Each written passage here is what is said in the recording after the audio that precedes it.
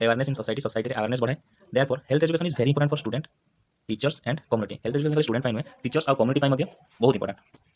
तो आज थिला skill and attitude to help individuals and community achieve optimal health. Health education ପାଞ୍ଚଟି objective ଅଛି. तो सेटा कोन कोन ना प्रथम आसला promotion of health, second आसला prevention of diseases, third आसला ना development of healthy behavior, तापर फोर्थ आसला improvement of mental health, पांच नंबर आसला ना community health awareness. ठीक है जो हेल्थ पे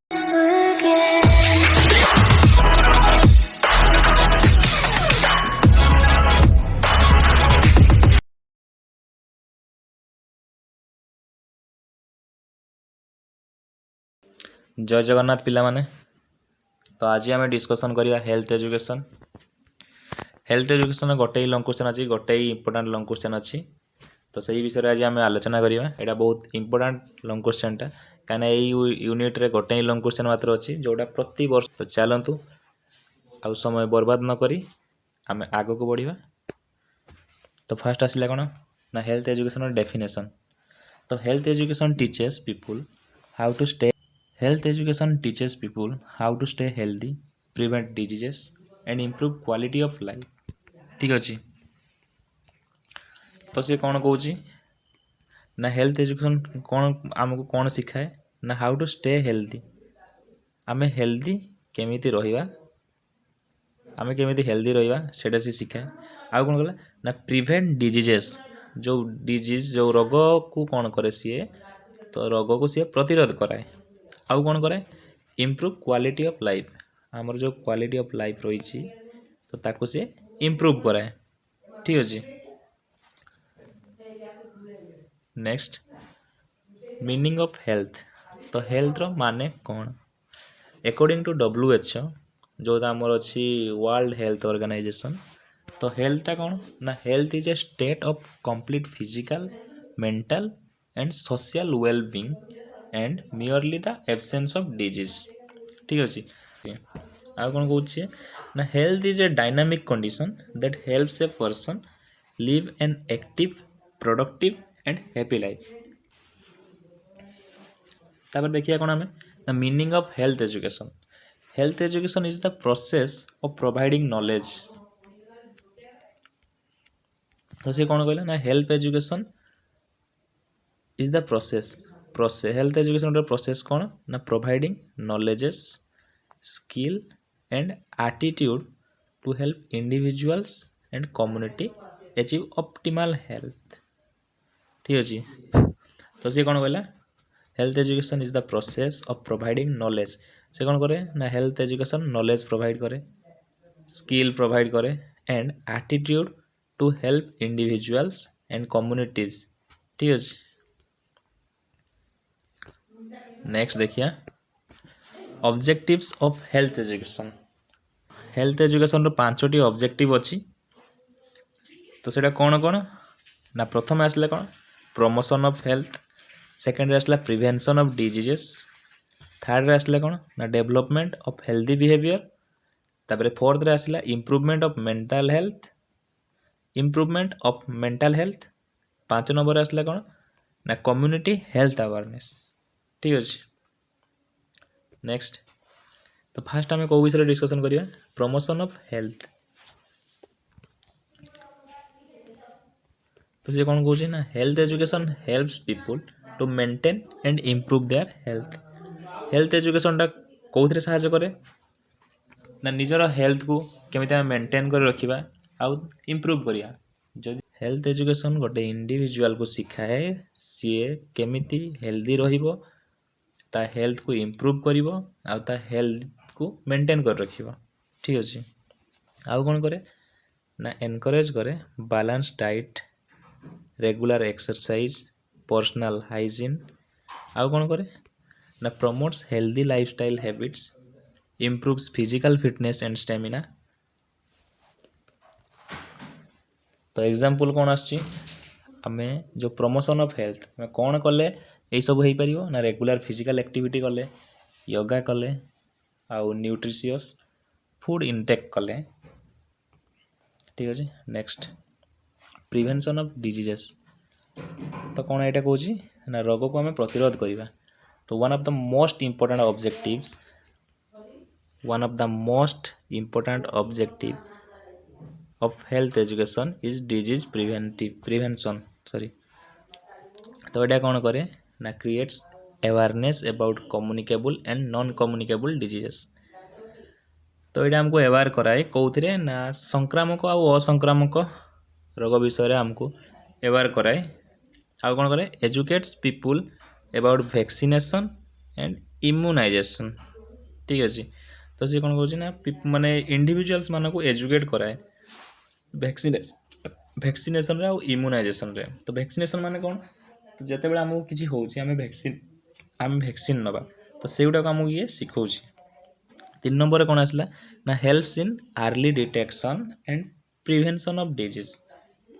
तो सी कौन कि आम अर्ली डिटेक्ट करवा माने जदि आमर किसी होची सपोज आम कहे कि मलेरिया कि डेंगू ज्वर आमको होची तो हमको अर्ली किसी सिम्पटम्स देखा था ना तो आम आगु जो सिम्पटम्स आम देखा तो तार अर्ली स्टेज रू ही आम डिटेक्ट करनवा जे आमको यहीटा हबार संभावना अच्छी ताहारी लक्षण देखौची ए रोगर तो आम जा डॉक्टर को परामर्श नवा।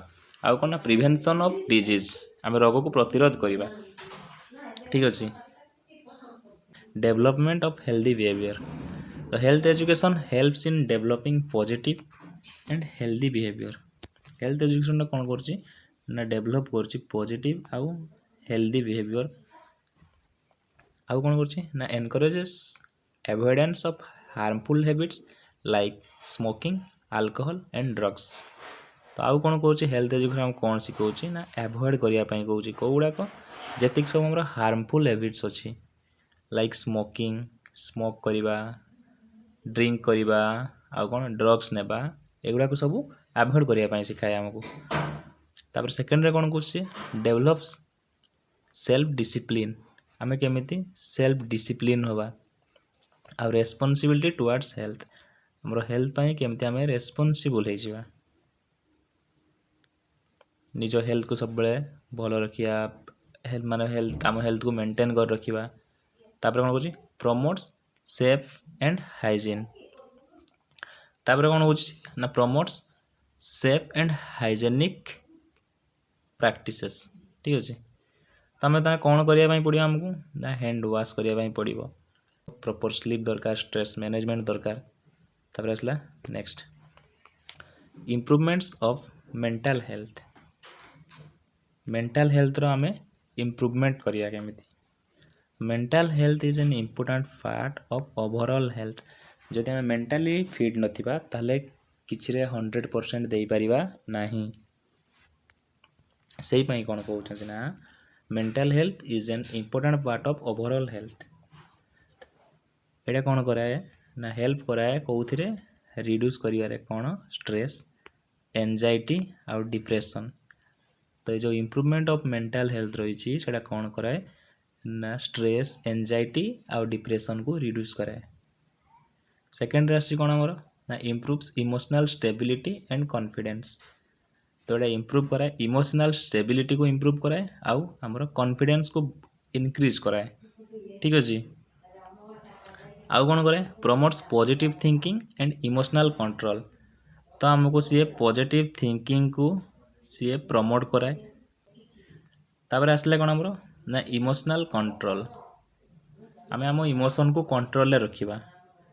तो कौन कले आमर जो ये मेंटल हेल्थ रो इम्प्रूवमेंट हम मेंटल हेल्थ रो इम्प्रूवमेंट पाई आमको यही सब जिनिस करिया पाई पड़िबो।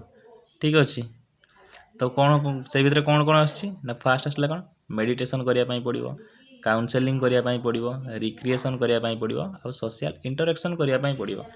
ठीक अच्छे तापर जीवा आमे 5 नंबर कौन आछि कम्युनिटी हेल्थ अवेयरनेस। सी कौन कहूँ ना health education creates awareness at the community level. ठीक अच्छे ये कौन कराए ना एनकरेज करे पार्टिसिपेशन इन हेल्थ प्रोग्राम। जो आमर हेल्थ प्रोग्राम सब हुए हेल्थ कैंप बसे से पार्टिसिपेट करने आमको एनकरेज कराए। आउ कौन करे promote sanitation clean water and environmental hygiene. तो ये आमको सैनिटेशन रे जो प्रमोट करे क्लीन वाटर रे मान जो आमर सफा पानी शुद्ध पानी आउ एनवायरनमेंटल हाइजीन हाइजेनिक एनवायरनमेंट रे। आउ कौन करे help in controlling epidemics and improving public health को भी पब्लिक हेल्थ को भी इम्प्रूव करे। तो ये कौन कले आमर जो कम्युनिटी हेल्थ अवेयरनेस बढ़िबो जो हेल्थ कैंप बसैले अवेयरनेस रैली कले आ कम्युनिटी क्लीनलीनेस ड्राइव्स कले ठीक अच्छे। तापर आम कौन देखिया तापर आसले आमर इम्पोर्टेंस ऑफ हेल्थ एजुकेशन। ये जो हेल्थ एजुकेशन रो इम्पोर्टेंट कौन रोचे फास्ट कौन ना इम्प्रूव्स क्वालिटी ऑफ लाइफ। जो आमर क्वालिटी ऑफ लाइफ रोचे ताको से इम्प्रूव कराए।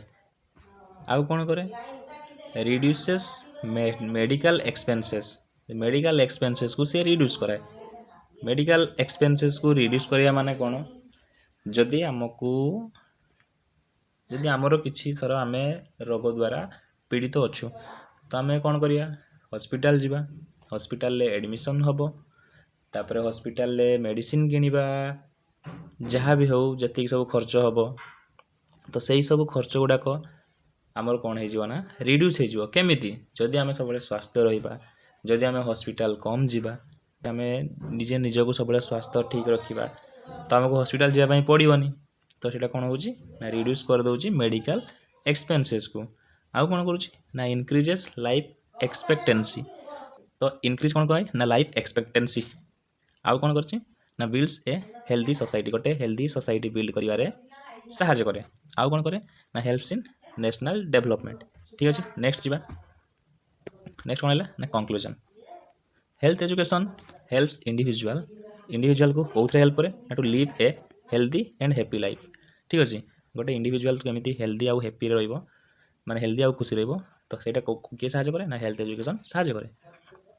तापर आउ कौन ना इट प्रिवेंट्स डिजीजेस ये रोग को प्रतिरोध करे इम्प्रूव्स मेंटल हेल्थ को इम्प्रूव करे। आउ कौन करे ना क्रिएट्स अवेयरनेस इन सोसाइटी रे अवेयरनेस बढ़ाए। Therefore health education is very important for student teachers and community. Health education खाली स्टूडेंट पाई नुहे टीचर्स आउ कम्युनिटी पाई मध्य बहुत इंपोर्टेंट। तो आज थिला हेल्थ एजुकेशन एति हेल्थ एजुकेशन गोटे लंग क्वेश्चन थिला आशा करछि समस्ते बुझी पारथिबे। जदि किसी प्रॉब्लम रोचु तो मते कमेंट सेक्शन में जनइबे। एटा मोर प्रथम वीडियो तो जहाँ भी किसी भूल रोची मते कमेंट रे जणाया भूलिए नहीं। तो पिला माने एटा हेल्थ एजुकेशन गोटे लंग क्वेश्चन जोटा बहुत इंपोर्टेंट प्रति वर्ष प्रति सेमिस्टर रे हेल्थ एजुकेशन जो यूनिट अच्छी आमर प्रति वर्ष सेमिस्टर रे सही यूनिट रु हेल्थ एजुकेशन लंग क्वेश्चन टा पड़ुछि। तो क्वेश्चन कौन आसीबो explain health education and its objectives ठीक अच्छे। आशा करछि समस्ते बुझी पारथिबे। आउ चैनल टी को लाइक शेयर वीडियो टी को लाइक आउ शेयर करेंगे चैनल को सब्सक्राइब करने को भूलिए। जदि आपन को सतरे यही वीडियो टी इनफॉर्मेटिव लगुच तो चैनल टी को सब्सक्राइब करेंगे। आज एति रही जय जगन्नाथ।